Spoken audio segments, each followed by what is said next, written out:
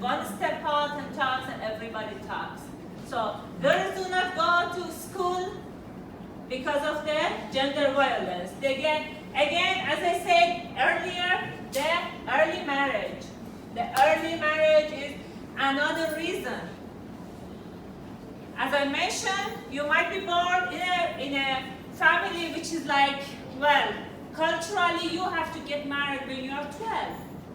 You have to marry your, like, especially in Islamic countries, your cousin brother when you are like 8 years old, and you have to marry. There is no alternative. And you marry, that's it, full stop. And then gender labor. You see, they don't spend money on girls' education. The reason is, girls, after they graduate, they do not work. In some countries, they are not allowed to work. They are not allowed to go to the work. Simply, they have to stay back home. So whatever you invest on them is like, well, it's just waste. So what they do is, they send their boys to school because the reason is they will work and they will bring the money. So they are the breadwinner, right? So the gender labor is when they send the boys to school, not the girls, because whatever they invest on their girls, that would be waste of money.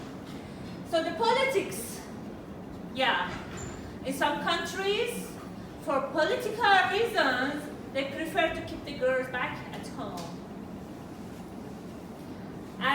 In primary school, we see 50% at the primary school that there are 50% are boys. But when they go to the higher level, like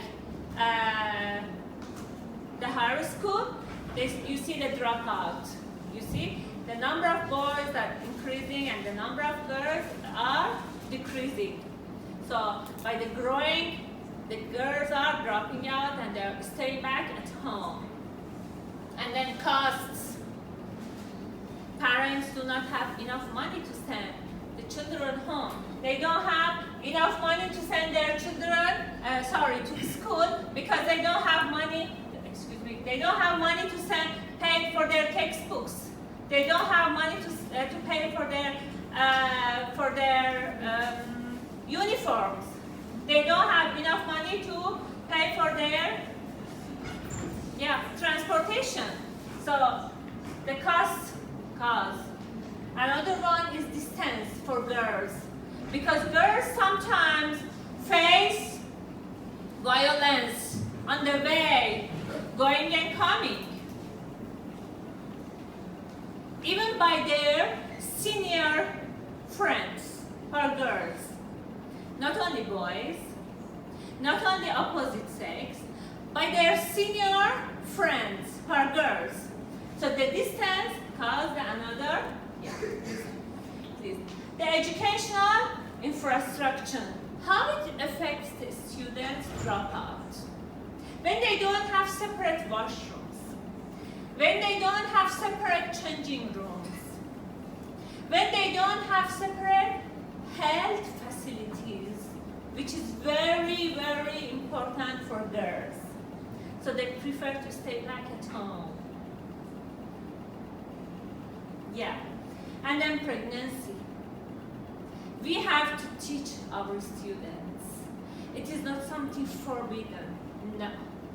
We, as educated people, must teach at the very first place our children, and then at the second place our students. And then, if in case we have such students, again, we have to educate them not to stop them of coming to school, because we totally are changing their future. We totally are changing their career. If you see what I mean. If we stop them coming to school, we are just changing their future.